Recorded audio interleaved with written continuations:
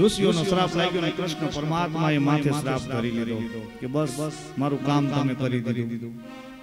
મારું કામ તમે કરી દીધું. અને ઈ સાહેબ ઈ પેટેથી પાટા છોડ્યા, તાંસડી છે તાંસડી સમુદ્રની અંદર ફેંકી એના કટકા, અને એમાંથી એનો કટકો માછલી ગળી જાય. ઈ માછલીના મચ્છીમારના હાથમાં ઈ કટકો આવે. ઈ માછીમાર કે આ કટકો મારે શું કામનો, જે શિકારી છે તીર બનાવે છે એને આપી દીધો છે. અને ઈ શિકારી બીજું કોઈને જરા નામનો પારાધી આગલા અવતારની અંદર કોણ હતો? વાલી પોતે હતો. કૃષ્ણ પરમાત્માએ કીધું કે મારો ભાર તારી પર ન રહેવો જોઈએ, એટલે મારા મૃત્યુનું કારણ તું બનજે. અને અહીંયા કૃષ્ણ પરમાત્માએ ખૂબ રાજીપો વ્યક્ત કર્યો, એટલો રાજીપો વ્યક્ત કર્યો, એટલો રાજીપો વ્યક્ત કર્યો કે મારું હવે માયા બધી પૂરી થવાની, મારી ઈશ્વરી માયા પૂરી થાય. બધા યાદવોને ભગવાને ચિત્ત ભ્રમિત કર્યા છે. બધા યાદવોનું ચિત્ત ભ્રમિત કરી અને બધાએ મદિરાનું પાન કરવા લાગ્યા છે. અને અંદરો અંદર બધાની લડાઈ કરી, અંદરો અંદર બધા ખપવા લાગ્યા. અને ત્યારે પરિબ્રહ્મ પરમાત્માએ ઉદ્ધવને કહ્યું કે હે બાપ ઉદ્ધવ, ચાલો હવે રથડા જોડો. શિવરામ, ચાલો હવે રથડા તમે જોડો. ઉદ્ધવ રથ જોડે અને રથ ધીમે ધીમે ધીમે ધીમે ધીમે ધીમે ધીમે ધીમે પ્રવાસ ક્ષેત્રની અંદર રથ આવે છે. પ્રવાસ ક્ષેત્રની અંદર રથ આવે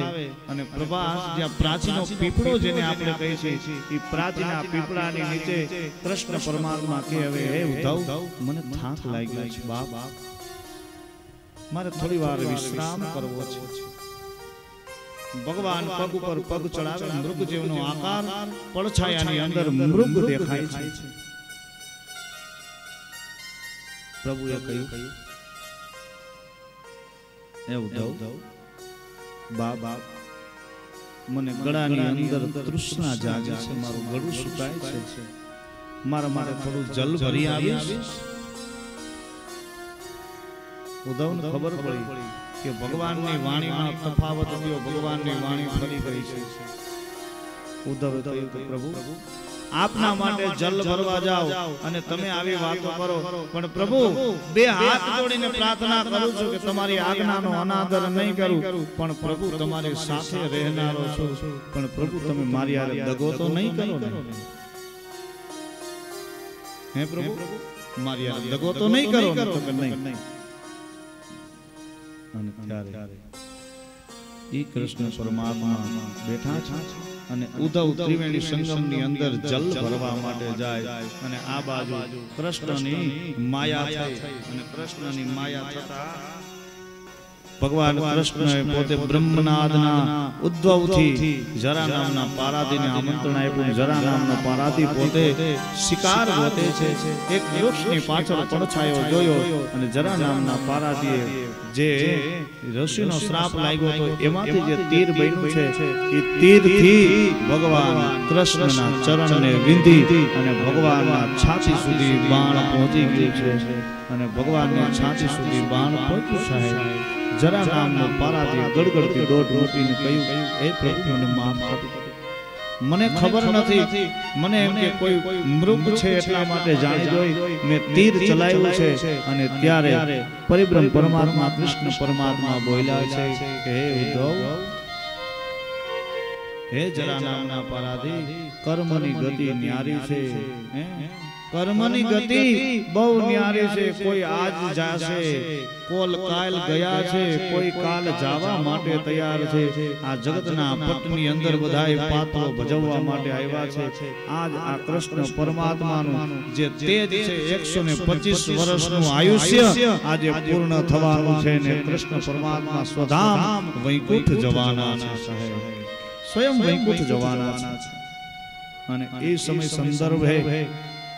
ઉદ્ધવને ખબર પડી, ઉદ્ધવે ગડગડતી દોટ મૂકીને ઉદ્ધવ આવ્યો. ઉદ્ધવે આવીને કહ્યું કે પ્રભુ, હે પ્રભુ, જલનો લોટો ને બાજુમાં મૂકીને ઉદ્ધવ પરિબ્રહ્મ પરમાત્મા કૃષ્ણના ચરણની અંદર પોતાના મસ્તક પછાડવા લાગ્યા. કહ્યું કે પ્રભુ મેં આપને વચને બાંધીને ગયો કે તમે મને દગો ન દેતા અને આજ તમે મને દગો દીધો છો.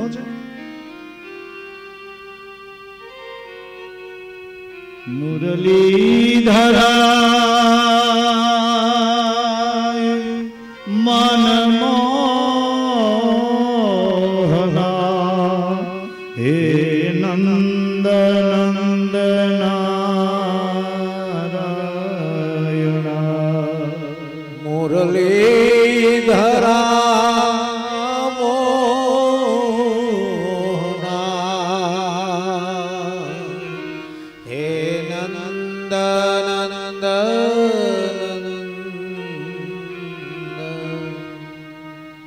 યાદ સતાવે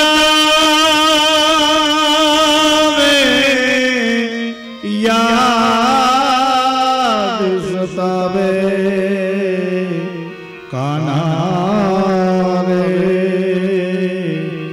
તેરી યાદ સતાવે યાદ સતાવે યાદ સતાવે કાના ઓ યાદ સતાવે પ્રભુ આપે મને દગો દીધો છે એકલા છોડીને જાઓ છો અને પ્રભુએ કહ્યું કે ઉદ્ધવ કર્મની ગતિ ન્યારી છે આજ હું તો કાલ તારો વારો છે પણ ઉદ્ધવ બહુ ચાલાક છે પ્રભુની હારે રહેલો અને કહ્યું કે પ્રભુ ઉભા રહ્યો તમારું તેજ એમ ઝાંખું નહીં પડવા દો કારણ કે આજે પ્રભાસ ક્ષેત્રની અંદર તમારી સાથે હું આવ્યો છું અને કદાચ તમે જો ઓચિંતાનું તમારું અહીંથી તેજ પૂરું કરીને વૈકુંઠમાં જાશો તો આ સમાજના જગતને મારે જવાબ દેવો બહુ ભારી પડશે કે તું પ્રભુની હારે હતો તને ન ખબર હતી મારી 3 પ્રશ્નોના જવાબ આપીને જાઓ અને ત્યારે 3 પ્રશ્નોના જવાબ માંગ્યા અને કહ્યું કે પ્રભુ તમે આ ભક્તોના હૃદયની અંદર જે માયા કરી છે માયા લગાડી છે તમે ભક્તોના હૃદયની અંદર એક જ્યોત પ્રગટ કરી છે તો પ્રભુ ઈ ભક્તો તમને કળી કાળની અંદર કળિયુગની અંદર તમને તમારો વિરહ એને લાગશે તો અને ત્યારે કૃષ્ણ પરમાત્મા બોલ્યા છે અને કહ્યું કે કળી કાળની અંદર કોઈ પણ મારો કૃષ્ણનો ભક્ત કૃષ્ણ ભક્ત પોતાની આંખ બંધ કરી અને હૃદયના ભાવથી કૃષ્ણને સમરે તો કૃષ્ણ એની સામે પ્રત્યક્ષ હશે આવું વચન આપીને જાઉં છું અને કૃષ્ણમય છે આખા જગતની અંદર ઘણા પ્રભુ બીજું કે કૃષ્ણ સિવાય અમને કાંઈ ભાવે નહીં આગળ આવે છે કળજુગની અંદર હરેક મનુષ્ય સતયુગને જાશે હારી તો પ્રભુ તમારું ભજન કરવા માટે અમારે સહારો કોનો લેવો તમારું ભજન કરવા માટે અમારે સહારો કોનો લેવો અને ત્યારે કૃષ્ણ પરમાત્માએ કહ્યું છે કે હે ઉદ્ધવ આખા જગતને સંદેશો આપો કે આજે કૃષ્ણનું તેજ જે વૈકુંઠની અંદર જાય છે આ શરીરમાંથી તેજ ઝાંખું પડે આ તેજ વૈકુંઠની અંદર જાય પણ વૈકુંઠમાંથી પાછું તેજ જો કોઈની અંદર સમાય તો કળીકાળની અંદર શ્રીમદ ભાગવત મહાપુરાણની અંદર આખું તેજ અર્પણ કરીને જાવ છું 125 વર્ષનું આયુષ્ય ભગવાન કૃષ્ણ પરમાત્માના અવતાર હેતુનું તેજ જો હોય તો શ્રીમદ ભાગવત મહાપુરાણની અંદર એટલે આપણે આપણા ઘરે પોથીના પધરામણી કરી છે પ્રભુ ત્રીજો પ્રશ્ન એ છે કે પ્રભુ આ કળિયુગની અંદર કેવી સ્થિતિ નિર્માણ થશે અને કેવી સ્થિતિ નિર્માણ થયા અને નિર્માણ થયા પછી આની પાછળ સતયુગ કેવી રીતે આવશે અને ત્યારે કૃષ્ણ પરમાત્માએ કળિયુગનું વર્ણન કર્યું કે કળિયુગની અંદર હરેક જીવો આસુરી ભાવ હશે પોતાનો સ્વાર્થ જોતા હશે બાપ દીકરાને નહીં ભળે માં દીકરીને નહીં ભળે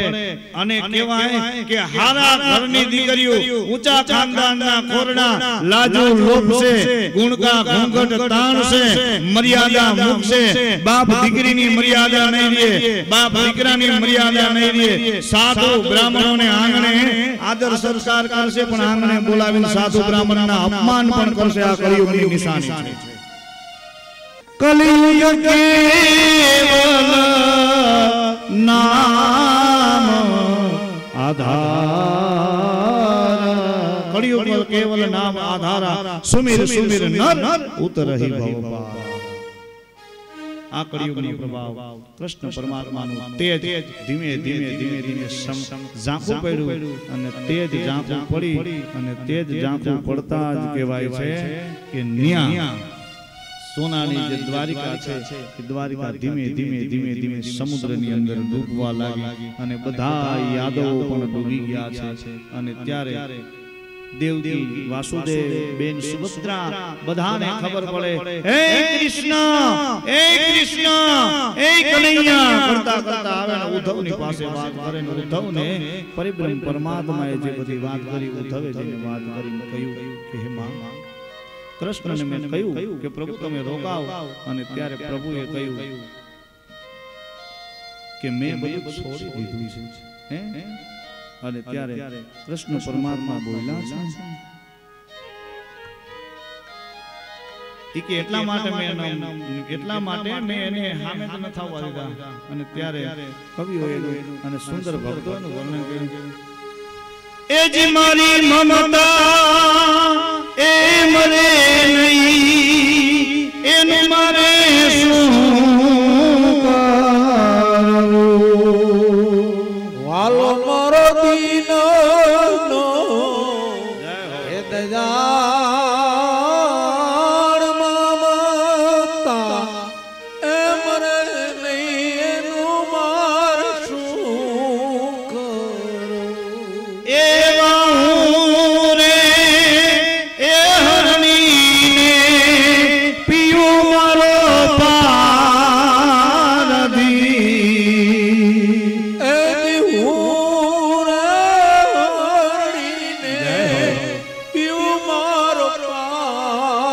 પારધી એ લાગ્યા મને શબ્દોના બાણ મમતા એની મમતા મરે નહીં એનું માર શું કરું કૃષ્ણ પરમાત્માએ કહ્યું છે કે આ મોહ છે આ માયા છે મમતા છે એકવાર મોહ માયા અને મમતા છોડ્યા પછી કોઈ દી પાછી મળી જોવાય નહીં અને કીધું કે તો કે હવે પ્રભુ ક્યારે મળશે ને ત્યારે કહ્યું કે કળિયુગની અંદર સંબલ નામનું ગામ અને એ બિહારમાં બતાવ્યું છે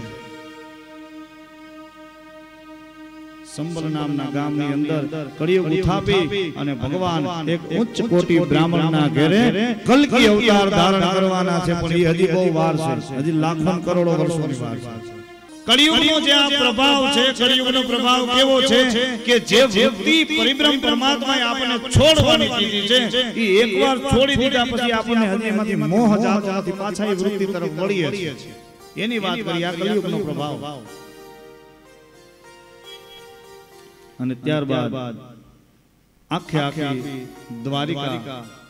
સમુદ્રની અંદર ડૂબી ગઈ છે અને બધાય માત્ર 2 મિનિટ કૃષ્ણ પરમાત્માનું કીર્તન કરે છે બધાય દ્વારિકાની અંદર ને બધાય ભેગા થયા છે કૃષ્ણ ગોવિંદ ગોવિંદ ગોપાલ નંદલાલ કૃષ્ણ ગોવિંદ ગોવિંદ ગોપાલ નંદલાલ કૃષ્ણ ગોવિંદ ગોવિંદ ગોપાલ નંદલાલ રાધે ગોવિંદ ગોવિંદ ગોપાલ નંદલાલ કૃષ્ણ ગોવિંદ ગોવિંદ ગોપાલ નંદલાલ રાધે ગોવિંદ ગોવિંદ ગોપાલ નંદલાલ ગોવિંદ ગોવિંદ ગોપાલ નંદલાલ રાધે ગોવિંદ ગોવિંદ ગોપાલ